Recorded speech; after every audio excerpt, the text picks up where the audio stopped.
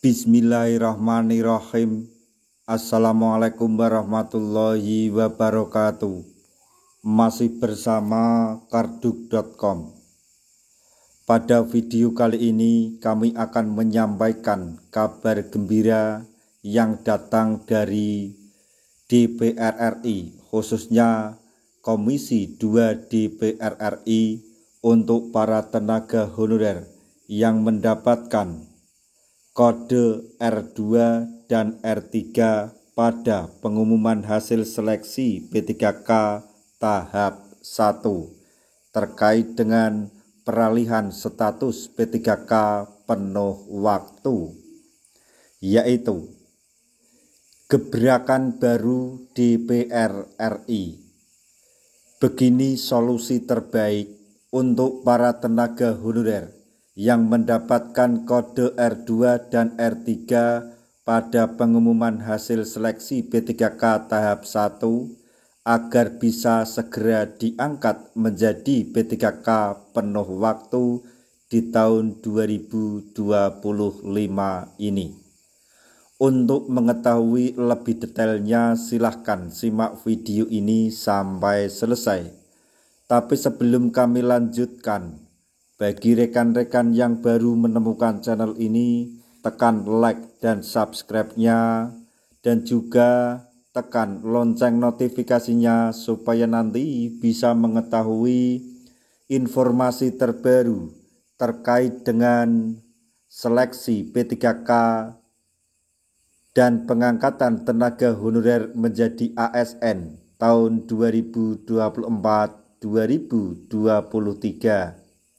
Sekarang mari kita simak dan cermati pernyataan dari Komisi 2 DPR RI berikut ini supaya nanti tidak gagal paham.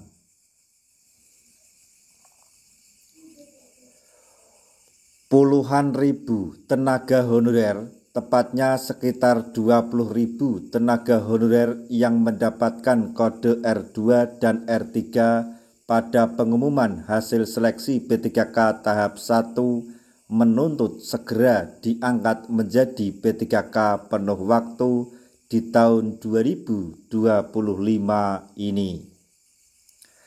Sebagaimana diketahui, R2 dan R3 adalah tenaga honorer yang telah masuk database BKN namun tidak kebagian formasi P3K 2024. Padahal dalam pengangkatan P3K tahun 2024, tenaga honorer yang terdaftar di database BKN telah menjadi prioritas utama oleh Menpan RB Rini Widiantini. Diketahui kendala terbesar yang menghambat pengangkatan tenaga honorer menjadi P3K penuh waktu adalah keterbatasan anggaran pemerintah daerah atau Pemda. Banyak Pemda yang tidak mengusulkan formasi P3K karena tidak ada anggaran untuk gaji. Hal tersebut terdampak jumlah formasi P3K tahun anggaran 2024 jauh di bawah jumlah tenaga honorer yang masuk atau yang terdaftar di database BKN. Nah, seperti yang kita ketahui bahwa jumlah tenaga honorer yang terdaftar di database BKN sekitar 1,7 juta tenaga honorer. Sedangkan formasi yang diajukan atau yang dibuka hanya sekitar 1 juta formasi. Sebagai solusi, Menpan RB telah menyiapkan jabatan baru, yaitu sebagai P3K paruh waktu. Namun, rupanya solusi tersebut banyak ditolak oleh para tenaga honorer karena tidak mampu meningkatkan kesejahteraan hidup mereka. Tenaga honorer yang diangkat menjadi P3K paruh waktu akan mendapatkan NI P3K sebagai ASN dan terbebas dari ancaman pemutusan kontrak. Jadi walaupun seperti itu mendapatkan NIP dan diakui sebagai ASN, namun tenaga honorer yang diangkat menjadi P3K paruh waktu jauh dikatakan sejahtera. Akan tetapi mereka akan menerima gaji yang sama dengan nominal yang diterima saat ini atau saat menjadi tenaga honorer. Sehingga tidak heran apabila honorer R2 dan R3 menuntut untuk segera diangkat menjadi P3K penuh waktu di tahun 2025 ini. Terkait dengan hal tersebut, anggota Komisi 2 DPR RI yaitu Mardhani Alisera telah memiliki solusi terbaik.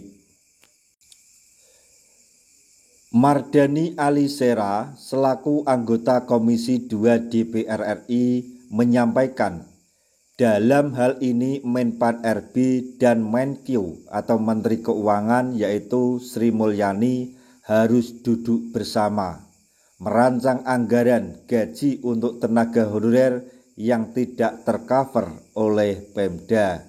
Jadi untuk Mardhani Alisera selaku anggota Komisi 2 DPR RI menyampaikan atau mengusulkan dalam hal ini yaitu Menpan RB Rini Widiantini dan Menteri Keuangan Sri Mulyani harus bisa duduk bersama merancang anggaran gaji untuk tenaga honorer yang tidak tercover oleh Pemda.